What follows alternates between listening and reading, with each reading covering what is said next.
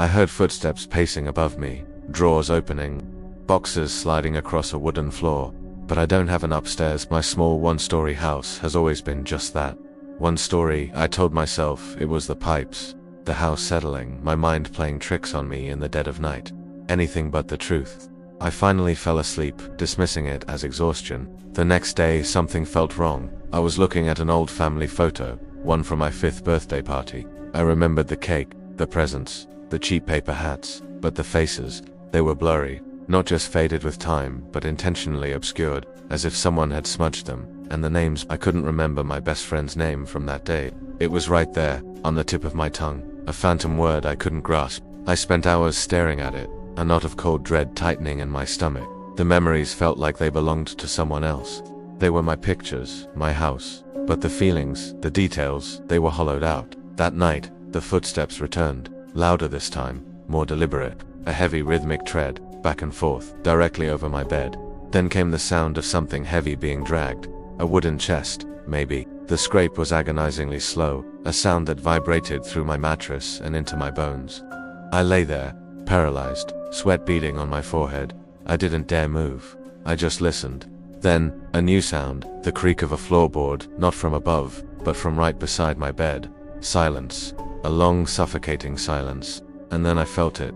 A pressure inside my own head. A strange, invasive sensation, like fingers gently sifting through my thoughts. It wasn't painful. It was worse. It was methodical, and I felt something being put back differently. A memory shifted, altered. Suddenly, in the photo from my 5th birthday, my best friend had a new face, a new name, Sarah, a name I'd never heard before, but now felt as familiar as my own. The dread wasn't gone, it had just been reorganized. The following days were a slow-motion nightmare.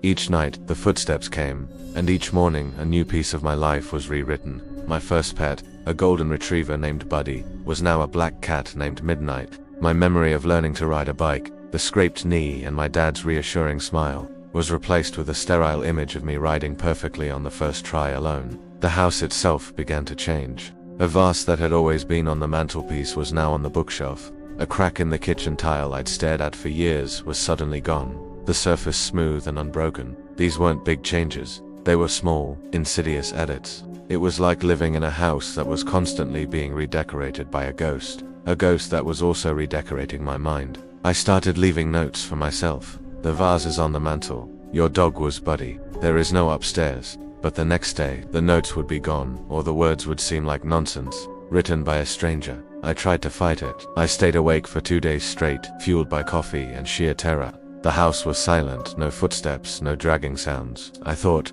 maybe I'd beaten it. On the 3rd night, exhaustion won. I collapsed into bed and slept a heavy, dreamless sleep. When I woke up, the sun was streaming through the window. For a moment, everything felt normal, peaceful, even. Then I looked at my hands. On my left ring finger was a wedding band, a simple gold ring I had never seen before. Panic seized me. I scrambled out of bed and ran to the hallway mirror. The face staring back was mine, but older. There were fine lines around my eyes I didn't recognize. A hint of gray in my hair. I looked down at my desk.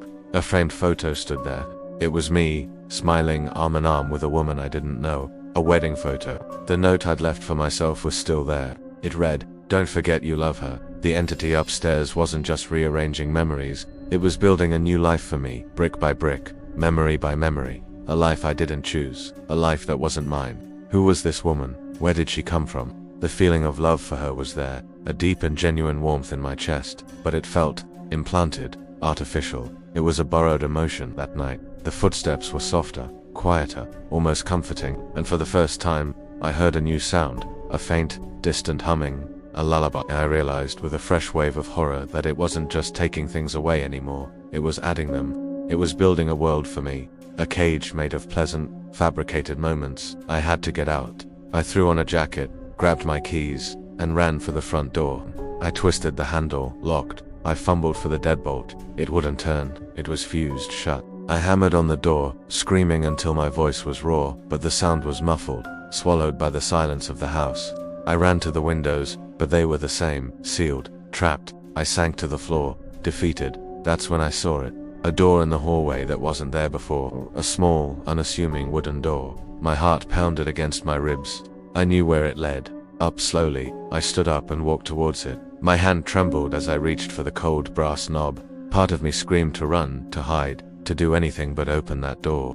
But another part, a larger, quieter part, was curious, resigned. What would I find up there? The architect of my new reality. The thief who stole my past. I had to know. I turned the knob. The door creaked open, revealing a narrow, steep staircase shrouded in darkness. A cool, musty air flowed down, carrying a scent of old paper and dust, and something else, something faintly familiar. The footsteps started again, directly above the landing, a slow, heavy tread. Then, they stopped. A voice echoed down the stairs, a voice that was and wasn't my own. It was a distorted, layered version of my own voice. It said, "Welcome home." I took a breath, and I started to climb. I don't know what I'm climbing towards. An ending, a beginning. Am I going to confront the thing that has been rewriting my soul, or am I going to meet the new me it has created? The house is quiet now, except for my own footsteps on the stairs. They echo in the darkness, a steady, rhythmic climb, one step at a time. The air gets colder, the darkness, deeper. I keep climbing. I have to see what's at the top. I have to see who I've become. The humming is louder now. The lullaby, it feels like it's coming from inside my own head. Or maybe it's coming from the room at the top of the stairs. Maybe there's no difference anymore. I woke up, but not in my bed. The air was thick, musty, smelling of old paper and dust. I was upstairs, not my attic, but the attic of my own mind. Endless rows of shelves stretched into a dim, hazy infinity, each one packed with glass jars. Inside every jar, a glowing liquid light swirled like a miniature galaxy. These were memories. My memories. And someone was rearranging them. A figure stood hunched over a large wooden table. It was tall, impossibly thin, with too many arms that moved with a spider-like precision. The architect, I called it in my head. It worked silently, meticulously. It would pick up a jar, unscrew the lid, and pour the shimmering contents into a funnel, mixing it with liquids from other jars, creating new, altered concoctions. My eyes scanned the shelves, searching, and then I saw it, a jar with my name etched into the glass. My heart stopped. It was almost empty. Just a few lonely drops of glowing liquid sloshed at the bottom. As I watched in horror, the architect picked up a newly filled jar, one that pulsed with a warm, golden light I didn't recognize. It unscrewed the lid of my jar and began to pour. I saw flashes inside the golden liquid. A sunny day in a park I'd never been to. A loving father with a face I didn't know. A birthday party with smiling strangers. It was creating a new past for me, a happy one, a false one, and it was erasing my real life, drop by drop. A primal scream built in my throat, but no sound came out. I had to get them back. I lunged forward, my hands outstretched, aiming for a dusty jar on a lower shelf, one labeled first day of school. My fingers brushed the cool glass, and a jolt of static electricity shot up my arm. The architect froze. Slowly, its head, a featureless orb of shadow, turned towards me. There were no eyes, but I felt its gaze pierce right through me. It let out a sound like nails scraping on slate, and the entire library shuddered. The shelves began to shift and groan, the corridors twisting into a disorienting labyrinth. The walls were no longer shelves but a collage of old, faded photographs. My photographs, faces of people I knew, places I'd been, all warping and stretching as the maze changed around me. I ran. The scraping sound echoed behind me, getting closer. I dodged and weaved through hallways that appeared and disappeared. A wall of my high school graduation photo blocked my path. I smashed through it, the paper tearing like dry skin. The architect was gaining on me, its multiple limbs scuttling across the photographic walls, defying gravity. I saw a corridor ahead that felt right.